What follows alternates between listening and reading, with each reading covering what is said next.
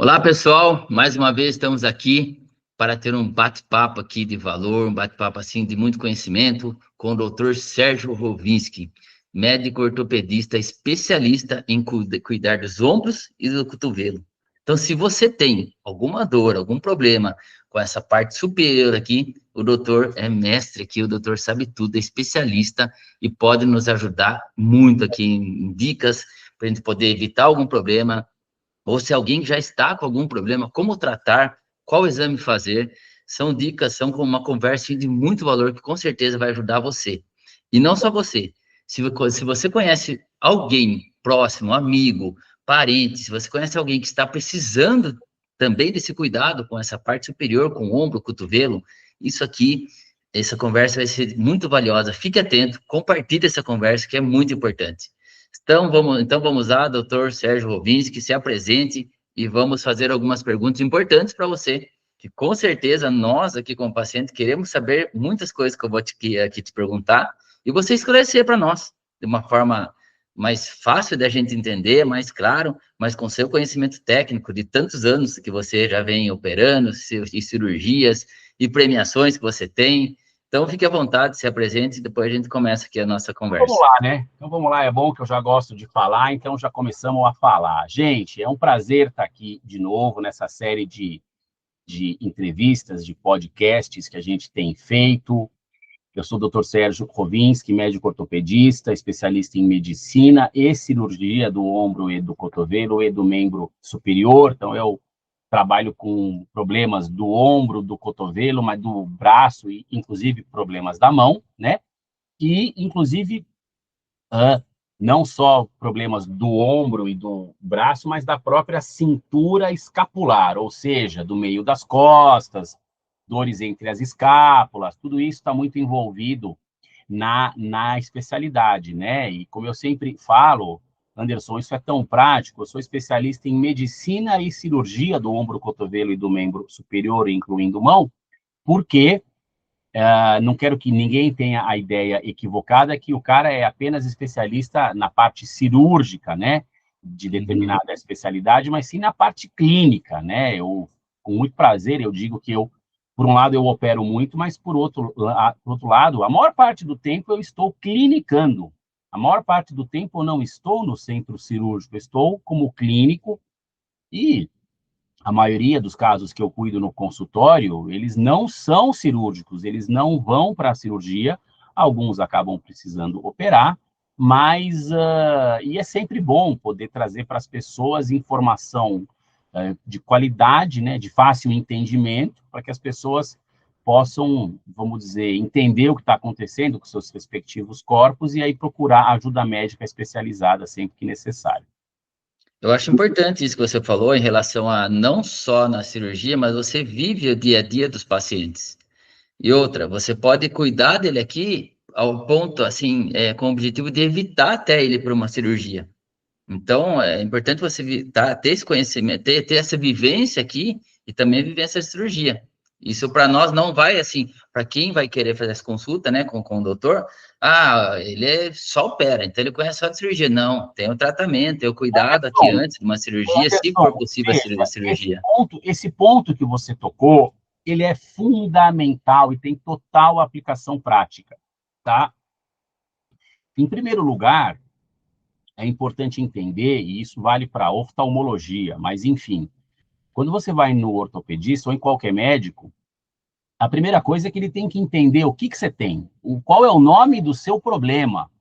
Isso se chama diagnóstico. Ele tem que definir um diagnóstico e depois ele vai definir a conduta, né? Ou seja, o tratamento em função daquilo do que é o necessário. E, evidentemente, por mais óbvio que seja, é importante dizer, a gente só opera aquilo que é necessário e hoje, não só a gente tem uma tendência a evitar cirurgias ao máximo, mas como é muito feliz e não é. A gente tem conversado muito sobre isso, mas isso nunca vai ser um assunto repetitivo ou redundante, de que nos últimos 10 anos, talvez um pouquinho menos, a ortopedia tem se munido de muitas ferramentas para poder operar muito menos do que operava há 10 anos atrás, determinadas patologias. Então, hoje, o arsenal terapêutico, ou seja, as ferramentas que os médicos têm para tratar determinadas patologias ortopédicas, determinados problemas, aumentaram muito no sentido de que a gente consegue resolver muita coisa não cirurgicamente, de maneira sem cirurgia, que há 10 anos atrás tinha que operar. Então, a gente vive um momento muito feliz e muito promissor nesse sentido. Muito bom. Isso aí nos tranquiliza também, em relação, né, para do que entrar numa cirurgia diretamente. Muito bom.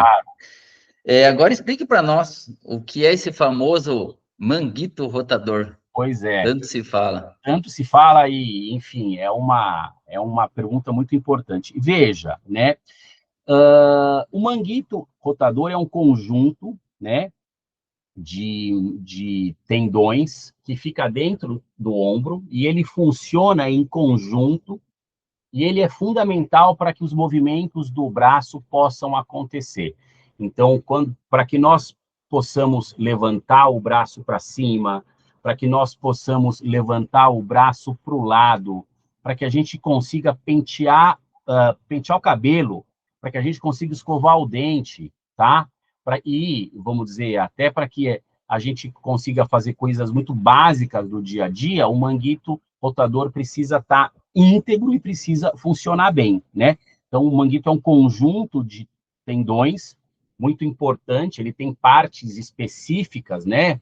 Mas ele funciona como um todo, permitindo que o ombro possa ter uma série de movimentos. E é muito importante falar do manguito, porque o manguito é uma estrutura muito nobre dentro do ombro, mas é uma estrutura que a partir dos 35, 40 anos de idade, ela se torna um elo frágil, tá? Então, tem um grande especialista americano que ele fala que o manguito eu vou falar em inglês e logo na sequência em português, ele fala, o manguito é the weak link of the shoulder, ou seja, é o elo frágil do ombro.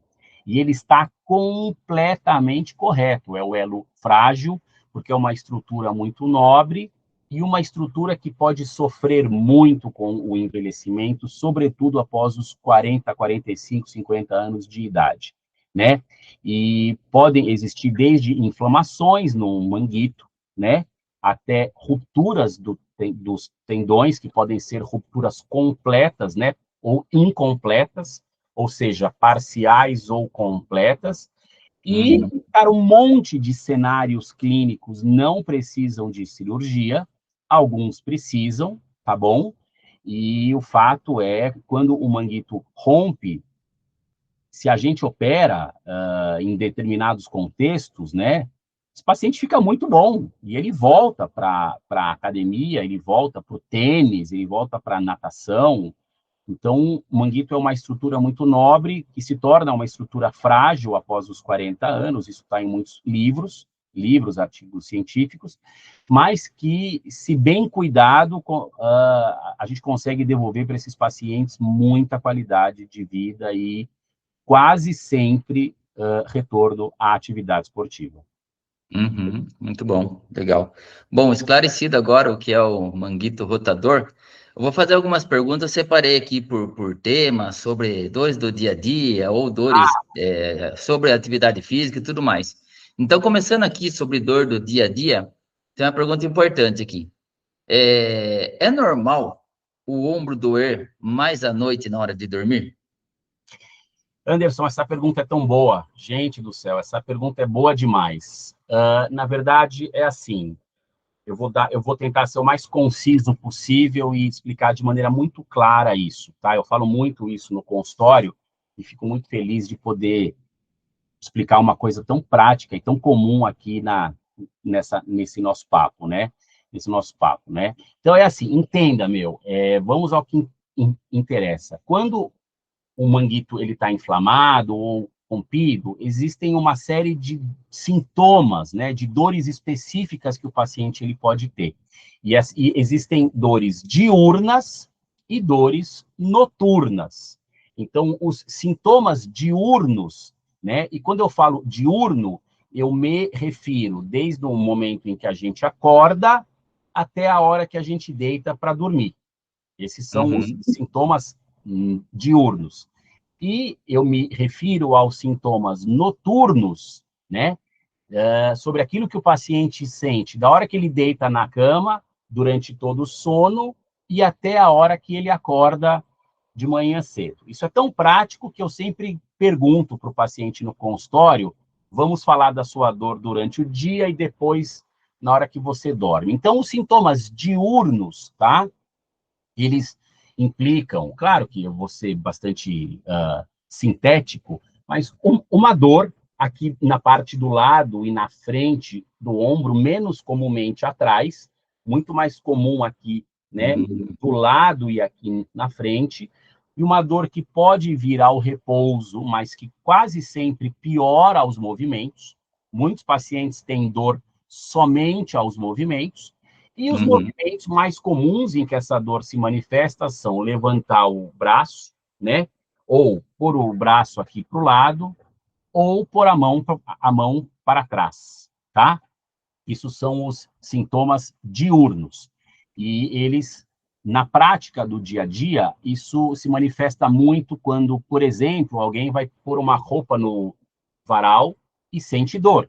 Ou quando alguém vai pegar um copo em cima do armário e sente dor. E muitos pacientes têm dor para passar o shampoo na própria cabeça. A mulherada, por exemplo, se a parte da frente do manguito está machucada ou até com algum tipo de ruptura, a mulherada tem muita dor para pôr o sutiã. Então, é muito comum que muitas pacientes tenham que girar o sutiã e prender o sutiã na frente, entendeu? E isso são sinais de que o manguito está em sofrimento. E existem também os sintomas noturnos. Então, um ombro saudável, um ombro que não tem nenhum tipo de problema, é um ombro que não traz dor para dormir, né? Agora, quando o manguito está, vamos dizer, afetado, seja por inflamação ou por qualquer tipo de ruptura, aí esse paciente também vai ter sintomas noturnos. E eles implicam uma grande dificuldade para arrumar posição para dormir durante a noite. Eu tenho que ficar arrumando posição para dormir. Esse é um sintoma super comum, tá? E outro é o paciente tem o sono interrompido durante a madrugada por causa da dor no ombro. Eu estava dormindo, eu acordei, a minha dor me despertou. Aí ele muda de posição e aí ele tem que arrumar a posição. Então, entenda, ter dor no ombro para dormir é normal? Não. E se essa dor acontece, até prova em contrário, é o manguito que está machucado. Eu escuto isso todo dia no consultório. Realmente é uma dor bem comum mesmo. E outra pergunta agora, a segunda pergunta. É legal que tudo que você falou agora realmente é do dia a dia, né? Dia a dia, o dia de fato e a noite. Aqui, ó, estalar o ombro o tempo todo é sinal de que o manguito o rotador ele está desgastado, está com algum problema? O que significa esse estalar o ombro? Resposta é muito tranquila, tá? Veja, o estalo do ombro, ele é muito mais visto, ele é muito mais entendido como um fenômeno do que como um problema, tá? Então, assim, dor é um problema indiscutivelmente, mas o estalo não. Muitas articulações, isso vale muito para o joelho, muito mais do que o ombro, podem ter estalos, tá? E que a gente chama de estalos indolores, ou seja, não causa dor. E esses estalos, uma vez que eles sejam isolados, eles não são uma fonte de preocupação. Então, muitos pacientes vêm e aí falam, não é a minha especialidade, mas o meu joelho estala de vez em quando e não dói. O que fazer? Nada. Isso chama-se conduta observacional. Vamos observar, né? O americano ele tem um termo muito bom para isso. Em inglês são 3 palavrinhas: wait and watch, que é espera e vê o que vai acontecer depois. Ou seja, o estalo em si não é uma fonte de preocupação, tá? Então, o estalo é muito mais um fenômeno do que um problema. Então, eu diria que se o ombro estala de maneira isolada, o que fazer? Olha, do ponto de vista médico, nada além do que fortalecer e, eventualmente, ver se existem desequilíbrios musculares que possam ser melhorados em ambiente de fisioterapia e ou academia. Mas Uhum. o estalo, per se, né, de forma isolada, ele não é uma fonte de preocupação, ele é muito mais um fenômeno. A única coisa que eu quero comentar, e é super prático, é que é assim, isso eu aprendi muito há muitos anos atrás, nos Estados Unidos, que é assim, tem muita gente que estala, sobretudo o joelho, tá? Ou até o punho, enfim, e isso acaba virando um tique, entende, Anderson? Isso vira um tique, Aham. tá? E aí estala, e a pessoa... E isso também não deve acontecer. É importante entender que nós temos que educar o paciente, seja qual for a articulação envolvida, a não querer provocar isso. Isso também Aham. não é saudável. Ah, o meu ombro estala de vez em quando na academia. Tá, então não fica provocando, não transforme isso num tique, isso é mais comum em adolescentes, eu já vi alguns casos no consultório, né? Você tem uma fase que é mais ansiosa da vida, ele está prestando o vestibular, e aquele estalo inocente acaba virando um tique. Mas, fora isso, eu acho que não é uma fonte de preocupação, é muito mais um Preocupação. fenômeno. O que importa, eu diria, sobretudo, é a dor. Aham. Legal, muito bom. Vamos lá para a terceira pergunta. Se eu não consigo levantar o braço para pentear o cabelo, tão comum todo dia, né? Já é caso de cirurgia? Já é um caso, depende de quanto a intensidade da dor? O que você me fala sobre isso? A resposta é muito simples e a pergunta é muito boa. Veja, se a pessoa ela não consegue pentear o cabelo por dor no ombro, não se trata de cirurgia ou não. A primeira pergunta é: vamos definir o que está acontecendo. Vamos entender o problema e vamos dar um nome para ele. E esse nome a gente chama na medicina diagnóstico.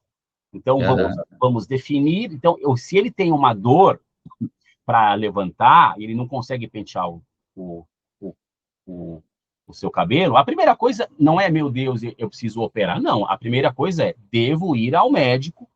Esse médico vai conversar com esse paciente e vai examiná-lo, sem a menor dúvida. E aí, muito provavelmente, ele vai acabar pedindo algum exame de imagem, que pode ser um ultrassom ou uma ressonância. E aí, a Uhum. depender do quadro clínico e dos achados dos exames de imagem, ele vai definir o diagnóstico, ou seja, ele vai dar um nome para o problema e ele vai definir o tratamento, que muitas vezes não é cirúrgico e muitas vezes é. Então, eu acho que a questão é, estou com dor, não consigo pentear o meu cabelo, que é muito comum, tá? Eu vou precisar operar? Não, você vai precisar diagnosticar, você vai precisar entender o que você tem. E esse é o Uhum. primeiro caminho sempre. É interessante, porque qualquer dor a gente vai ficar com medo de ir para cirurgia direto, né? Não, eu acho que a questão Mas, deixa eu te fazer um comentário super prático, isso eu aprendi conversando com muitos médicos, né? E isso, inclusive, aconteceu com um familiar meu, que no final a gente entendeu o que estava acontecendo. Então, é assim, eu acho que a pior coisa, Anderson, é ter um problema de saúde e não saber o que a gente tem. Acho que esse não tem uhum. nada pior que isso. Eu falo muito isso no consultório. Eu falo, olha, eu não sei o que você tem de cara nessa primeira consulta, mas eu vou descobrir.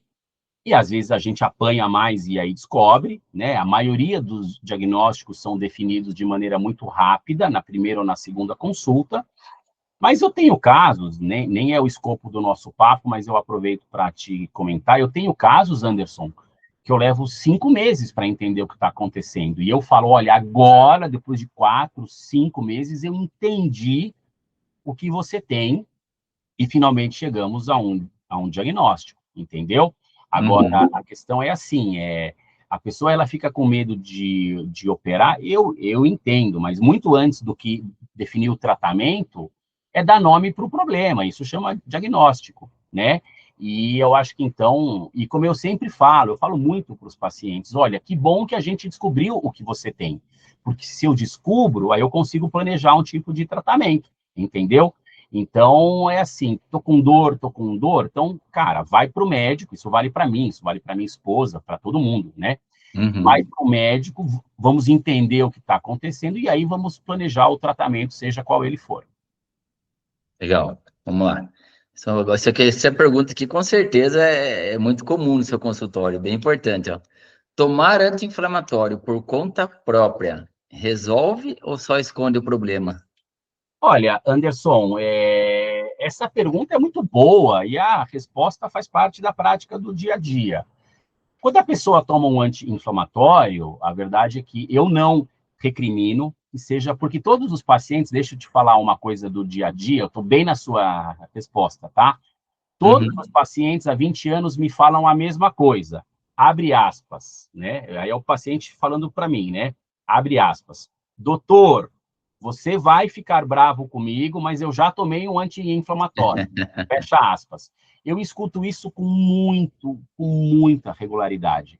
O que eu falo? Se eu fico bravo, de acordo com aquilo que o paciente me traz sempre, resposta: não fico bravo de maneira nenhuma.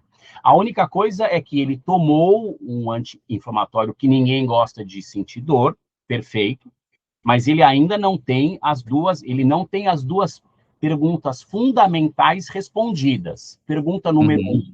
o que eu tenho? Isso se chama diagnóstico. E pergunta número dois: o que eu faço com isso? Isso se chama tratamento. Então é isso, cara.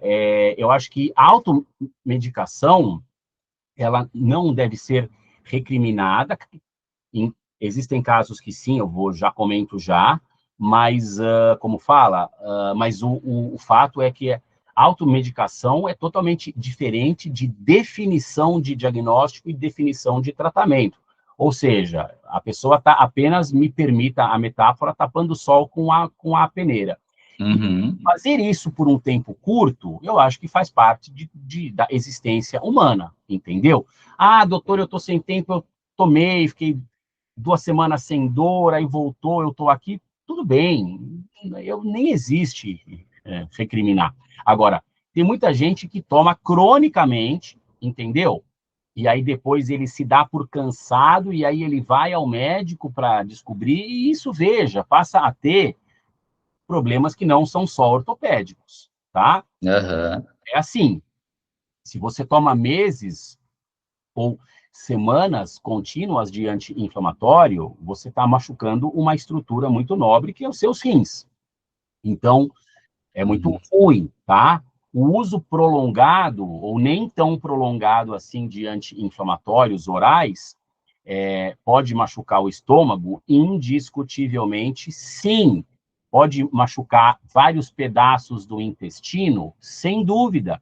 E pode inclusive causar lesões renais. Então, o anti-inflamatório ele deve ser usado quando indicado e por um tempo muito pré-determinado e muito conhecido, que dificilmente passa de 7, 10 dias em situações excepcionais. Né? Eu diria que 7 já está muito bom.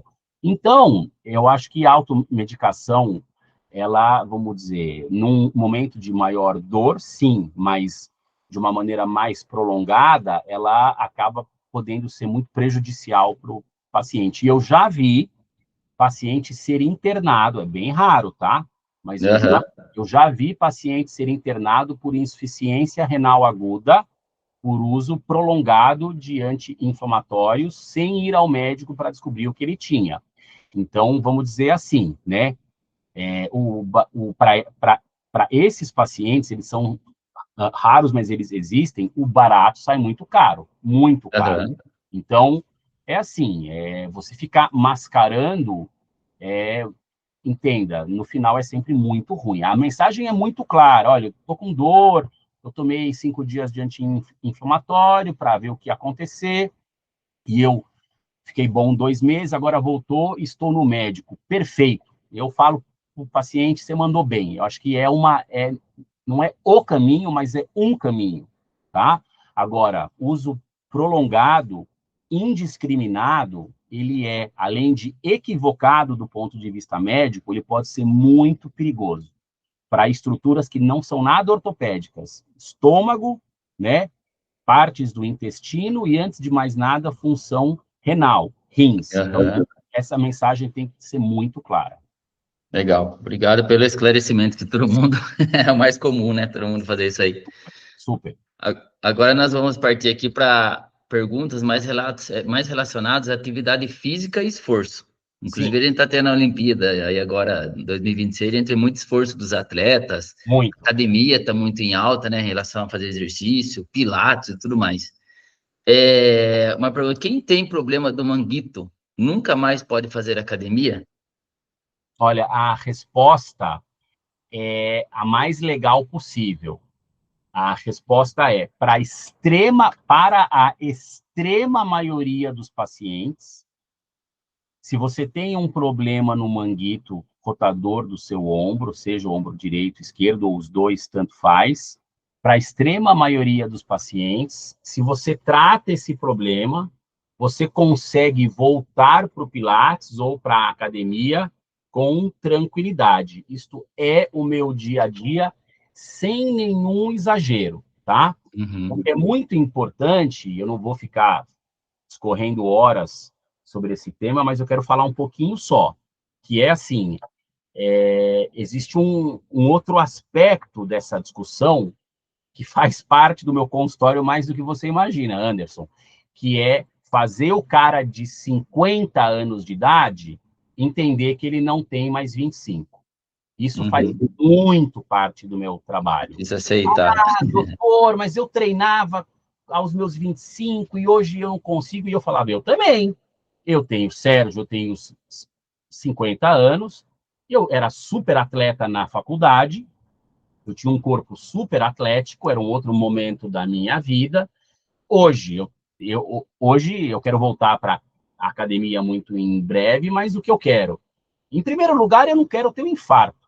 Tem muito médico infartando, infelizmente, mas tem, por volta dos 50 anos, tá?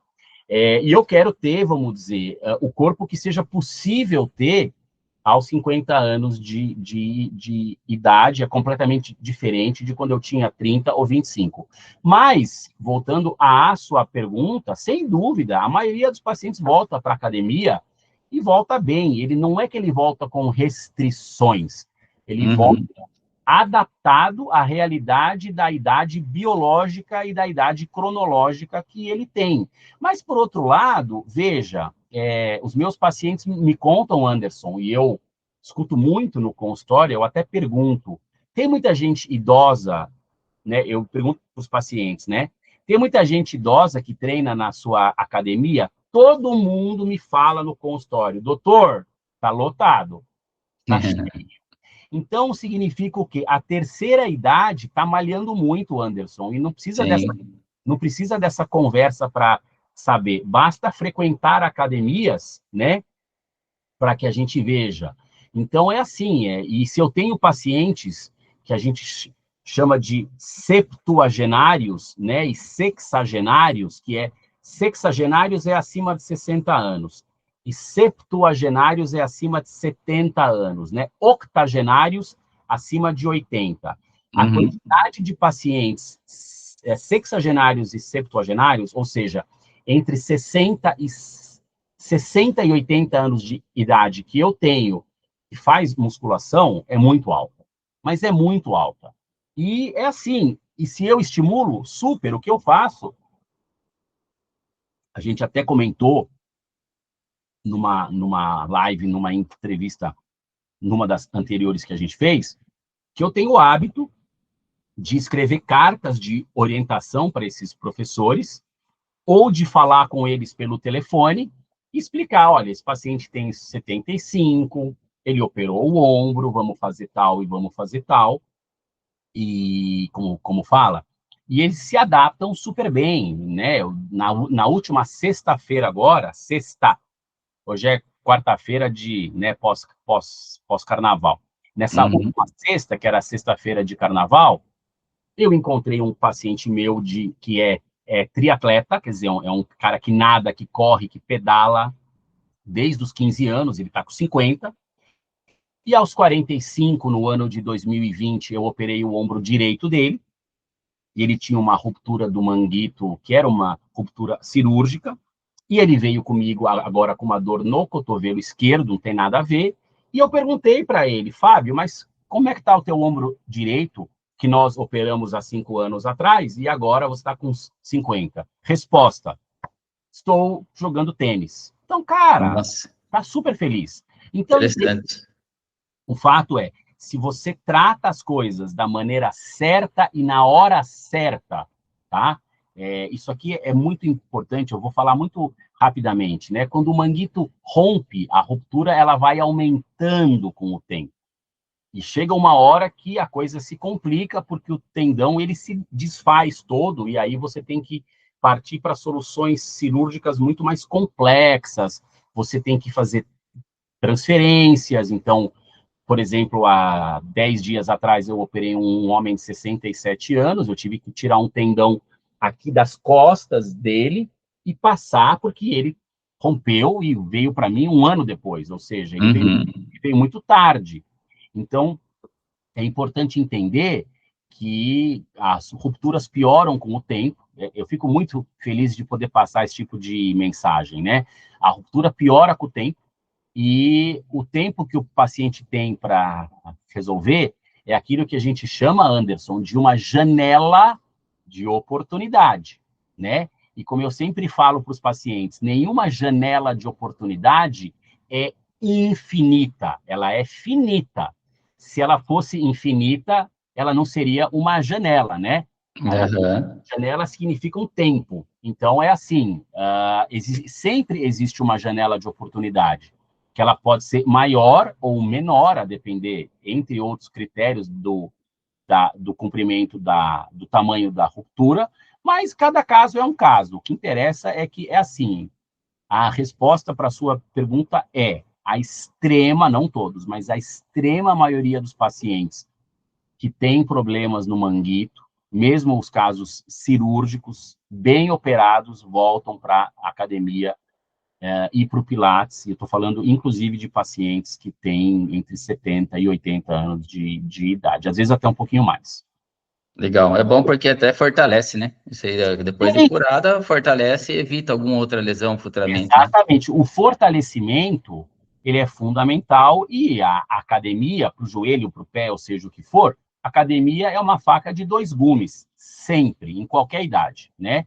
Então, você tem que adaptar o treino para a idade, para o problema, mas hoje em dia, os pacientes gostam muito, acho que vale para qualquer médico, tá? Quando eu mando cartas de orientação para o professor de Pilates da academia, ou quando eu ligo e falo num caso mais complexo, eu acho que os pacientes, vamos dizer, gostam disso, e aí percebe Sim. o médico está falando a mesma língua junto com o professor da academia, o personal, o professor do Pilates. Acho que tudo isso apenas, vamos dizer, ajuda para o paciente estar bem assistido, né? Sim, você se sente muito mais seguro quando tem Sim, dois profissionais dentro da frente, né? Você sou se sente muito mais seguro. muito. Então, uma pergunta interessante aqui. Por que que o ombro dói mais? Que quando tempo assim, quando tá mais frio, no inverno, é coisa mesmo assim da cabeça, nossa, ou tem alguma explicação a respeito disso? Anderson, essa pergunta ela é boa. Eu diria o seguinte: eu percebo isso no consultório, quando está muito frio, as pessoas acabam reclamando um pouquinho mais. Uhum. Se eu tenho a resposta 100% na ponta da língua, não, mas eu acredito que é porque, como vamos dizer, mas o que eu posso te garantir é o seguinte: os tendões, tá, no corpo inteiro, mas isso vale muito para os tendões do ombro, eles, eles já têm uma circulação baixa. Então, a circulação dos tendões, a quantidade de sangue que passa por dentro dos tendões, ela não é, ela poderia ser melhor. Isso é uma característica dos tendões, tá? Que são estruturas que não são tão vascularizadas quanto os músculos, por exemplo, né? Uhum. Então, e aí quando você está num dia muito frio, né? O que que o corpo faz? Vamos dizer, ele faz um fenômeno que chama vasoconstrição, né? E aí acaba mandando o sangue para os órgãos mais nobres, e aí a circulação periférica diminui, isso é um fato, e, e esse fato pode justificar esse aumento dessas dores no inverno? Sim, mas isso não desabona que se você está com dor no inverno, na primavera, no verão ou no outono, você tem que ir no médico do mesmo jeito, meu. Mas é interessante você falar isso, porque geralmente no frio, às vezes fala, não tá tão frio, vou sair do jeito que eu tô. E às vezes sai como não sai agasalhado. Sim, Pode acontecer vamos dizer, esse fenômeno, algo assim, né? Que se você estiver sim, agasalhado, ajuda a circulação, não super, agasalhado, vai estar frio, vai doer mais. sim, Interessante, isso sim, muito bom. não, isso sim. Mas o fato. E também tem um outro aspecto, isso é muito mais uma percepção minha, tá?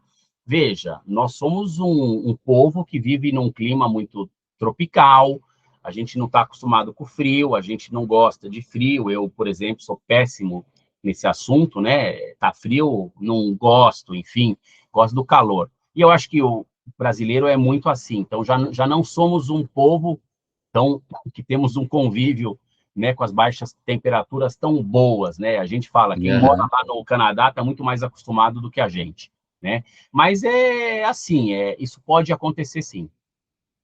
interessante. Uma pergunta aqui que também é interessante, ó. Alongar o braço quando está doendo ajuda ou pode piorar a lesão? Porque geralmente quando a gente está com incômodo, a gente fica fazendo assim e alonga tal. Mas para quem já está com uma lesão, ele piora ou não? Não, Depende da não, lesão. veja, eu acho o seguinte, quando você está com uma dor eminentemente muscular ou com um encurtamento muscular, o alongamento sempre ajuda. Agora, quando você tem uma lesão do tendão em si, né, aí o alongamento ele não melhora e nem piora, ele é indiferente, tá? Eu acho que o que mais interessa é, bom, se está te fazendo bem, ok, mas você precisa de um diagnóstico, né? Então, Uhum. eu acho que a dor, veja, a dor é um sinal de que algo não está indo bem. E a verdade é que a dor é um sinal que você precisa ir atrás, né? Então, o aforisma, né, falado por tantos médicos, que viver com dor não é normal, eu acho que é um aforisma verdadeiro.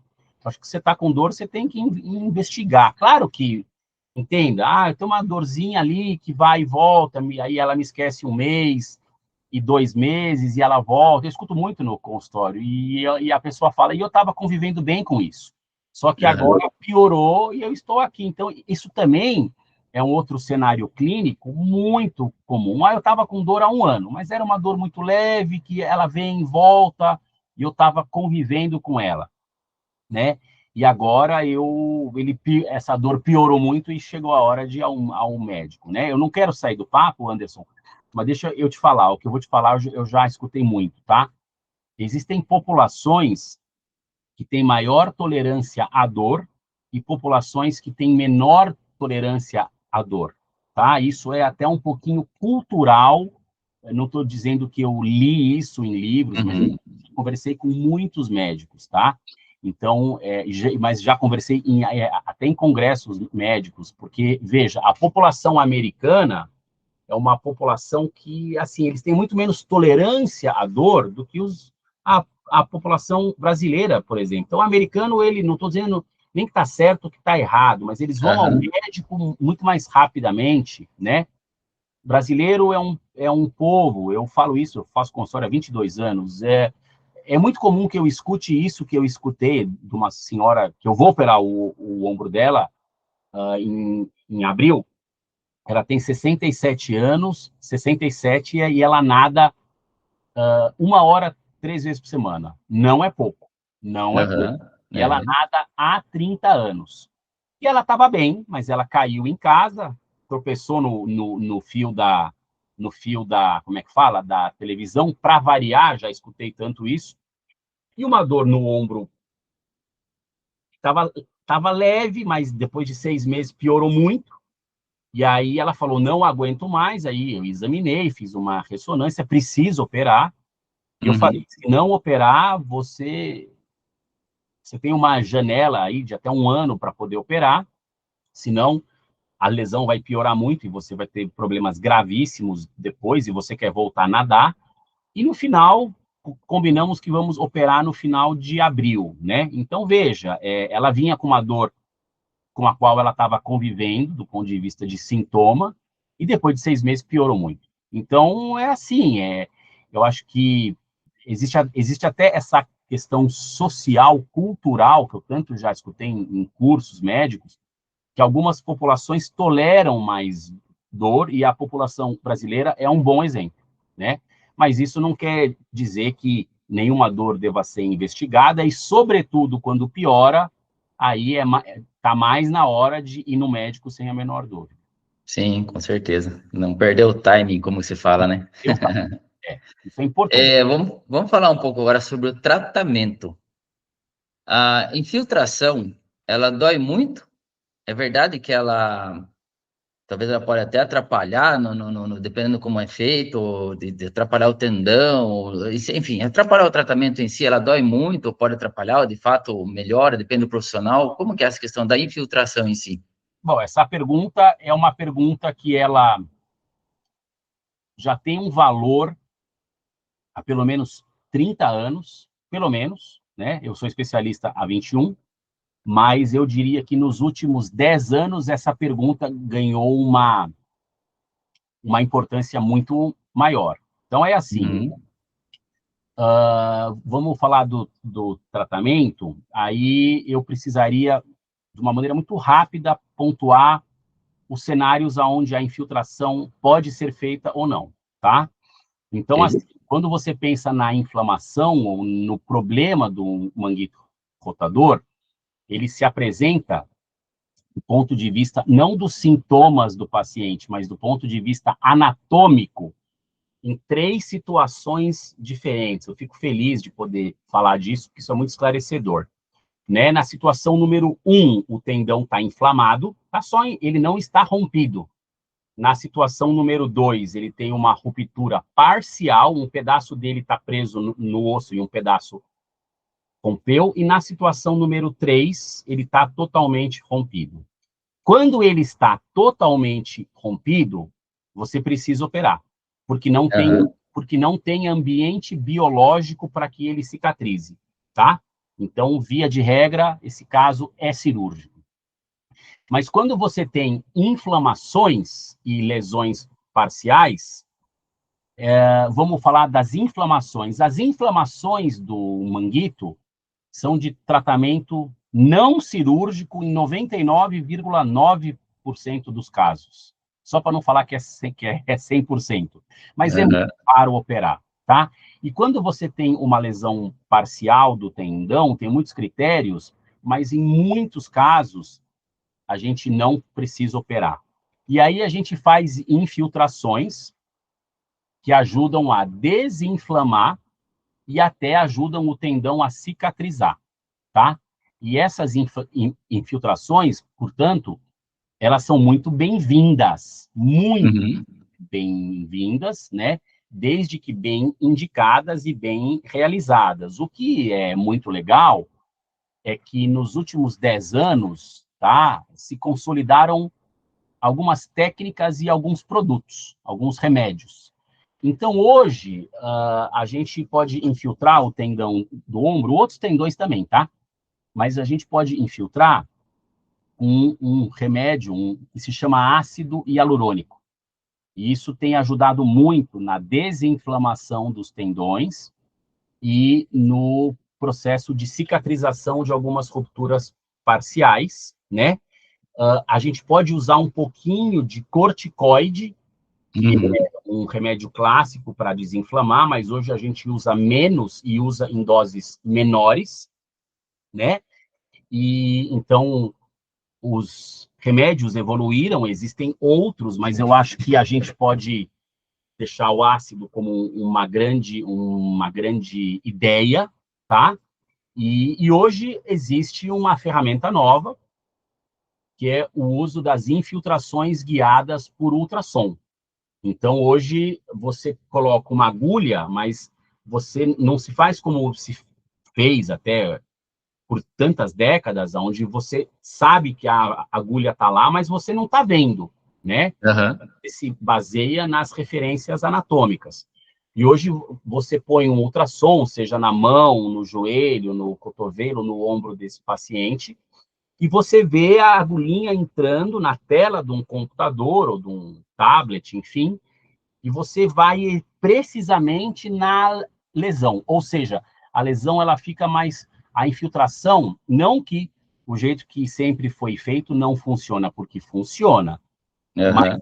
a infiltração, hoje, ela se tornou mais precisa.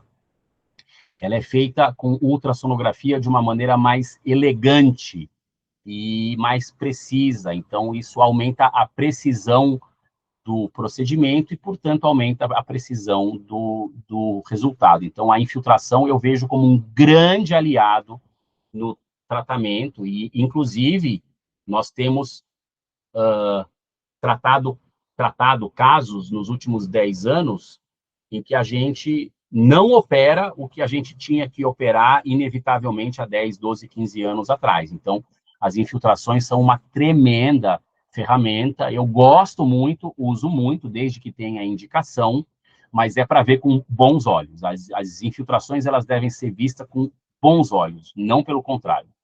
Uhum. E ela dói muito? Olha, eu vou ser bem sincero, ela dói pouco, ela é rápida, ela dói pouco, Aham. né? O que pode acontecer é que 6 horas depois da infiltração, 12 horas depois, pode doer um pouco. A primeira noite, né, após a infiltração, ela sempre é uma noite em que o ombro ou o cotovelo dói um pouco mais, mas a segunda noite já se torna bem mais tranquila e a partir de 48 horas a dor praticamente some. Mas é Aham. a dor que vem para alguns pacientes após a infiltração é uma dor muito tolerável, tá? É um procedimento, Anderson, que eu já faço há 22 anos, mas eu diria que com ácido hialurônico, nos últimos 2 anos, eu tenho feito muito mais. E os pacientes, e é muito legal comentar que o grau de aceitação dos pacientes é muito alto, tá? Aham. Quando eu proponho, eu falo, olha, é uma opção, não é a única, mas os pacientes gostam muito, assim, o grau de aceitação é muito alto. Tá. Em relação à fisioterapia, ela também é um tratamento, né? E dá para curar o manguito apenas com a fisioterapia, sem Olha, eu ia tocar nesse cirurgia? assunto, porque ele é fundamental. A fisioterapia, ela é um método muito importante, que faz parte de todas as técnicas não invasivas. Eu não estou invadindo a articulação, tá? Ou não estou Uhum. invadindo o tendão. Eu tenho métodos invasivos e não invasivos, né? Quando você faz uma infiltração, é um método invasivo. Mas, no final das contas, esse paciente ele vai precisar de um fortalecimento, sempre. Esse fortalecimento e essa desinflamação podem ser realizados com a fisioterapia? Sim, sem a menor dúvida. É uma super ferramenta, mas eles também podem ser, a desinflamação pode ser obtida com a infiltração, tá? E muitas vezes você, aí depende muito, fico contente de poder falar, depende muito do perfil do paciente, porque, assim, tem gente que adora fazer fisioterapia, tem gente que não gosta, para não falar que eu Aham. escuto muito, doutor, eu odeio. Se precisar, eu faço, mas eu escuto muito. Aham. Como tem muita gente que fala topo, gosto, tá? Ah, eu já fiz, me ajudou muito, enfim. Mas o fato é que para muitos pacientes que, inclusive, não treinam e não têm tempo de fazer físio, uma proposta de tratamento é que eu infiltre o ombro ou o cotovelo dele, por exemplo, ele vai melhorar muito e nós vamos fazer todo um fortalecimento na academia, sem que ele tenha que passar obrigatoriamente por uma fisioterapia. Estou falando que Ah, tá. é uma opção, é Sim. uma opção. Ah, doutor, aí eu falo, olha, eu vou fazer uma carta para o seu personal e vamos fazer todo um trabalho na própria academia, pensando como se fosse, né, uma reabilitação fisioterapêutica dentro da academia, depois da infiltração. Também é uma opção que muitos pacientes adoram, tá? Então, o Uhum. fortalecimento, ele pode ser feito na academia, e aí depois da academia para, quer dizer, na fisioterapia, e aí depois você manda para a academia. Você pode mandar para a academia desde que tenha um profissional que vai te ajudar. Os meus pacientes, a maioria tem, e aí você acaba organizando as coisas de uma forma ou de outra. A fisioterapia, ela é uma grande ferramenta, sempre vai ser, mas tem pacientes que têm mais facilidade de fazer físio, tem outros que têm menos, e eu acho que o médico tem que pensar um pouco fora da caixinha e, às vezes, adaptar as coisas para a realidade social, a realidade do trabalho do paciente. E Uhum. eu acho que tem vários caminhos. Eu sempre falo para o paciente, tem vários caminhos que levam a Roma. Vamos tentar descobrir o melhor para o seu problema especificamente. Para o lugar onde você trabalha, para o tipo de vida que você tem, né? Faço apenas um adendo muito positivo. A pandemia mudou um pouco o mundo, né? Então, hoje tem muita gente em home office ou esquema híbrido. Então, Uhum. quem está em home, por exemplo, no dia que ele faz home, ele dá uma escapada para fazer a fisioterapia, é mais fácil do que no dia que ele está no escritório. Então, Sim. isso facilitou um pouquinho a vida dos pacientes, tá? Mas eu acho que tem que adaptar de acordo com a realidade de cada caso.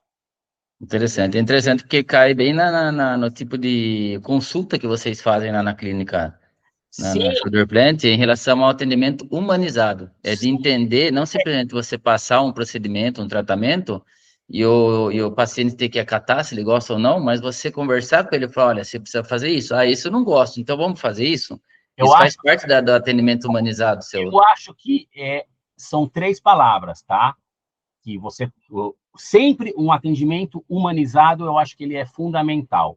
Mas eu acho que, além de humanizado, eu poderia usar mais dois termos para exemplificar o que você já falou tão bem, que é personalizar o tratamento, personalizar e individualizar. Eu estou individualizando o tratamento para aquele caso. Então, eu Uhum. acho que você consegue individualizar em função da vida que o paciente leva e em função daquilo que ele gosta mais ou menos, né? Uhum. Nossa, eu gosto muito da físio. Tá, então vamos. Putz, eu preferia muito mais uma carta para o meu personal trainer e fazer uma reabilitação em ambiente de academia. Também cabe. Acho que tem que individualizar, né? Como eu sempre falo para os médicos mais jovens, né? E isso eu aprendi na Escola Paulista de Medicina, tá? Que é um aforisma que é muito o que nós estamos discutindo agora. Eu aprendi isso, pelo amor de Deus, há 28 anos atrás, que não existem doenças, vírgula, existem doentes. Eu vou falar de novo, não existem doenças, mas existem doentes. Ou seja, cada doente é único, né? A gente Uhum. chama de paciente, né? Antigamente falava doente e hoje é o paciente. Mas é assim. Mas eu ainda tenho o vício, até porque meu pai é médico, então eu peguei muita gíria trabalhando com ele, né? Os meus doentes, que é apenas uma maneira de falar os meus pacientes. Mas o seguinte, é, é, cada paciente ele traz um mesmo problema ortopédico de uma maneira diferente.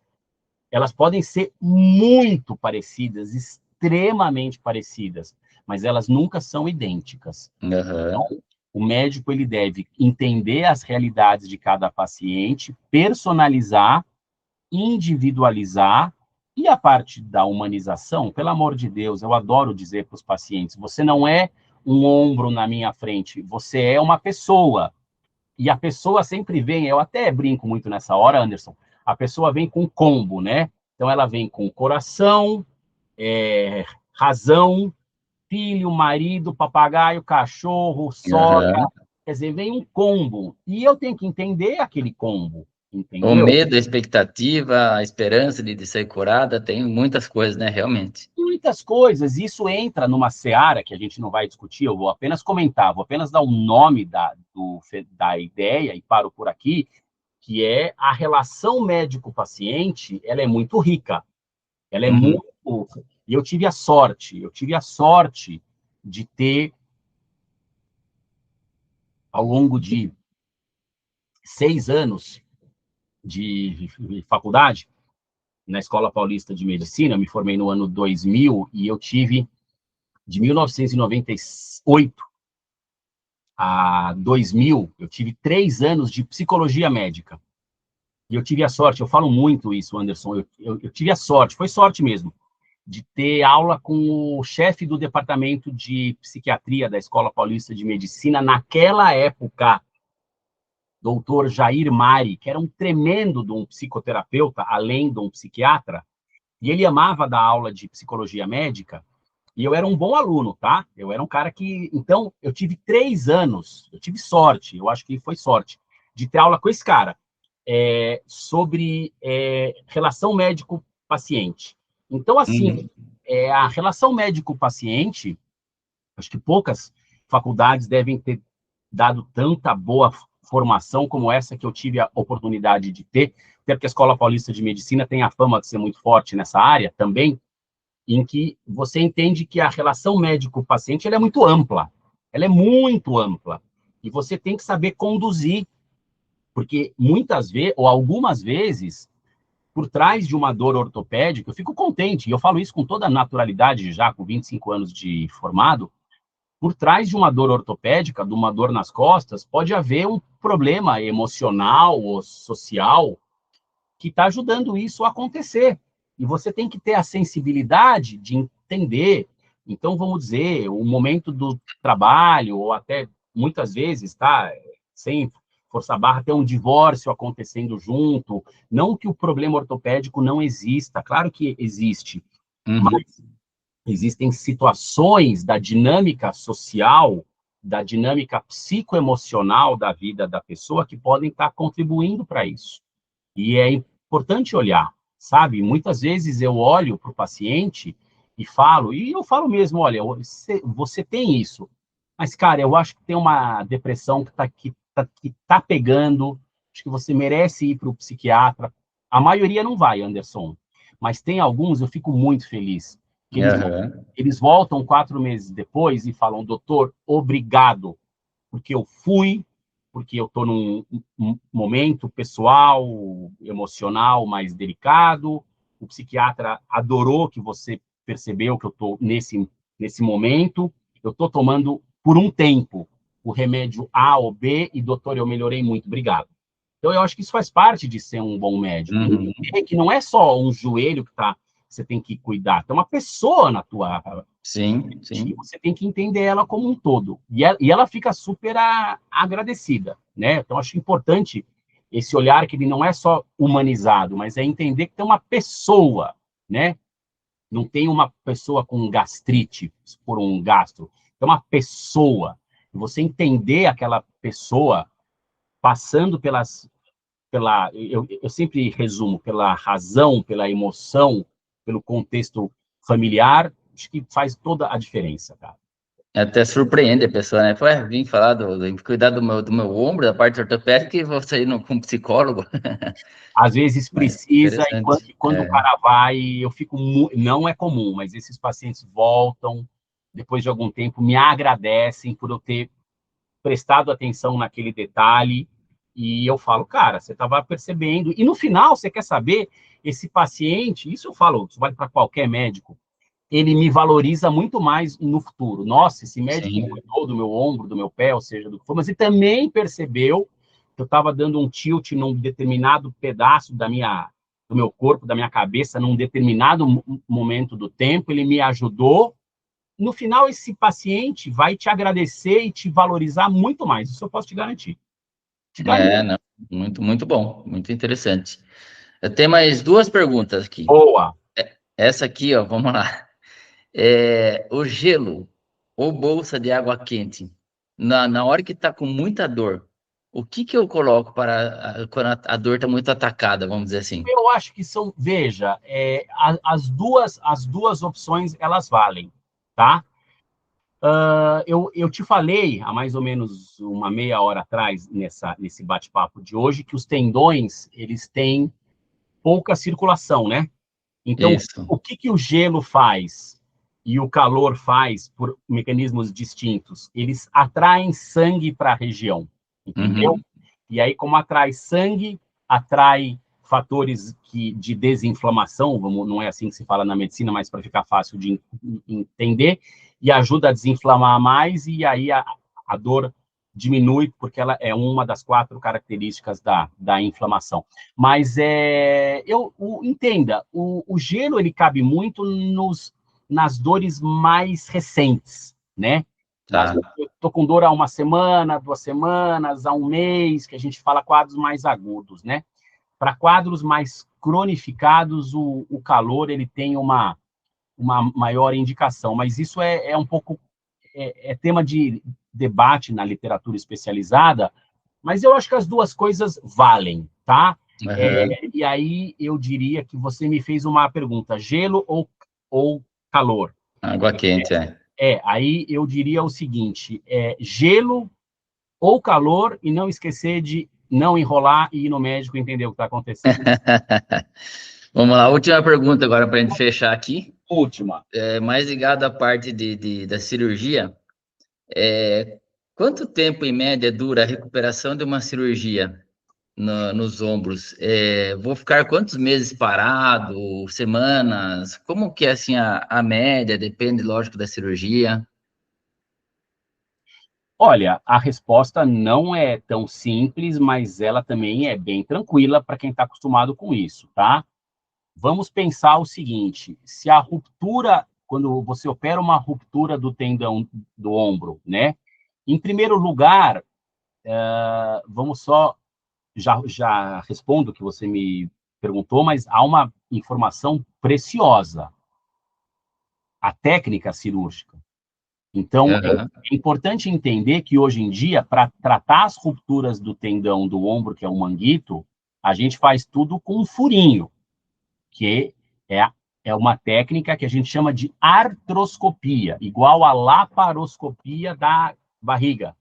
Então, a gente não tem que abrir mais, fazer uma incisão grande, a gente faz tudo com uma câmera de vídeo, o que já torna o pós-operatório muito mais tranquilo e muito menos doloroso, tá? Uhum. Mas, além disso, quando você opera uma ruptura do tendão, que não seja uma ruptura muito extensa, e estou falando, portanto, da maioria, o tempo de tipóia, ele varia, né, entre 2 a 4 semanas. 2 a 4 semanas, tá?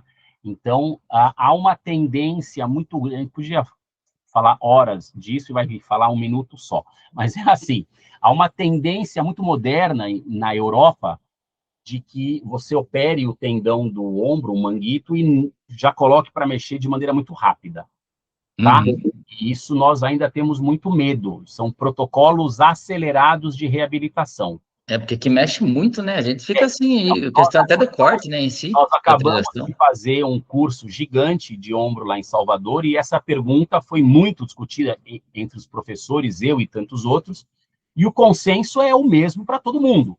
2 a 4 semanas de tipóia, não tem gesso, mas, em geral, hoje em dia, com as técnicas mais modernas, depois de 2 semanas, você já começa a fazer o desmame da tipóia. Desmame, que nem o bezerro desmama de maneira progressiva, você faz o desmame. Então, ainda usa um pouco para dormir, mas não usa em casa, não usa no trabalho, usa no transporte público, e aí uma fisioterapia que começa a partir de mais ou menos 3 a 4 semanas de pós-operatório, mas eu diria que é um pós-operatório bem tranquilo, assim, é algo que dá para... Uhum. E tem que pensar o seguinte, tá, eu vou sofrer um pouco operando, que hoje se sofre cada vez menos, mas a questão é, tá bom, mas quais são as consequências de ter uma ruptura do tendão do ombro e não tratar por muito tempo.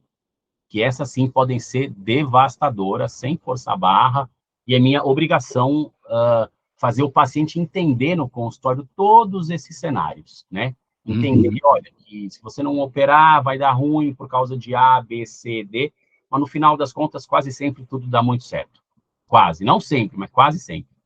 Sim, sim. Você busca fazer o melhor, né? Diante do arsenal que você tem nas mãos, Super. de todo o seu conhecimento, de todo esse cuidado de conhecer de fato o paciente. Então, tem muitas coisas envolvidas aí para que ele que tenha sucesso, né? Tanto para ele, vamos dizer, para ambas as partes, né? Ele vai ficar satisfeito, vai ficar curado, vai ter essa restauração, possivelmente, né, com sucesso, se entendendo entre o doutor e o paciente. Falou, ó, eu te recomendo isso, você vai fazer? Também depende do paciente, não só do doutor, né? Então, Claro. mas com certeza é uma interação entre as partes ali que vai ver o que de fato vai ser melhor para todo mundo. E, lógico, o paciente curado, você também, a sua satisfação de ter o Mas curado veja, também é a muito verdade grande, a é o dedicação e tudo seguinte, mais. o que você está falando é tudo verdade, mas é o seguinte, o que eu vou te falar, eu acho que vale para o jornalista, vale para o engenheiro, vale para todo mundo, tá? Para todas as áreas e vale para o médico, né? O que é, isso não vale para mim, isso vale para todos os seres humanos. O que é ter um bom nome no mercado? Um bom nome no mercado é as pessoas falando bem de você, entendeu? E o médico especificamente, o cirurgião especificamente, ele só tem um bom nome no mercado, em qualquer lugar do mundo, se os pacientes têm bons resultados. Então, Uhum. a verdade é, se o médico opera, pode ser um ginecologista, opera um bando de coisa e nada fica bom, uma hora ninguém mais vai querer se tratar com esse médico. Então, a questão é assim, e tudo isso passa por duas coisas, tá? Saber indicar a cirurgia e saber fazer. Então, tudo começa com a indicação. Uhum. Indicou bem e operou mal, não fica bom. Agora, indicou mal e operou bem, também fica muito ruim. Ou seja, tem que saber indicar e tem que saber fazer. Sim. E aí eu entro num último ponto, que é assim, eu já passei por situações, deixa eu só te falar isso que eu acho muito legal, tá? Eu já passei por algumas situações muito chatas no consultório, foram poucas, mas elas existiram. E que o paciente ficou muito bravo comigo, porque ele queria que eu operasse e eu falei que eu não ia operar de jeito nenhum. Eu tive até um paciente, nunca não posso nem dar o nome de nenhum paciente por questões éticas e jamais daria, mas eu tive um paciente, né, muito famoso, ator de televisão, que veio e ficou muito bravo comigo, porque ele queria operar e eu falei, não vou operar porque não precisa.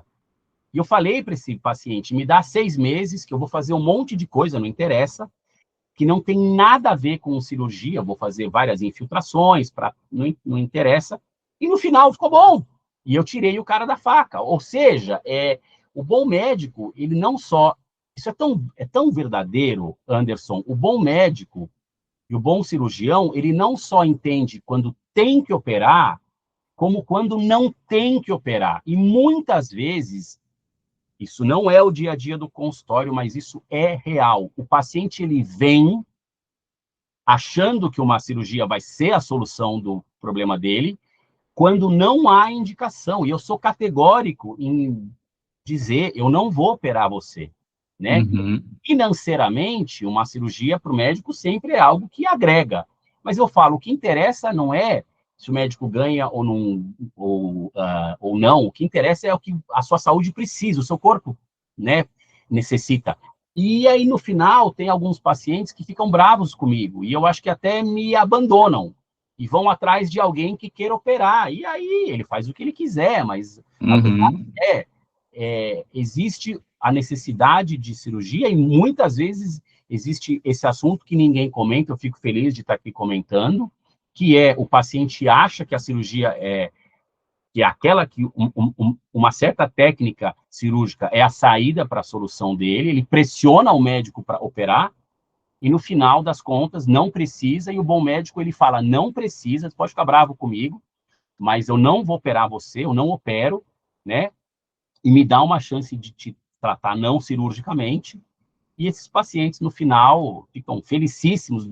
Doutor, você me tirou da faca.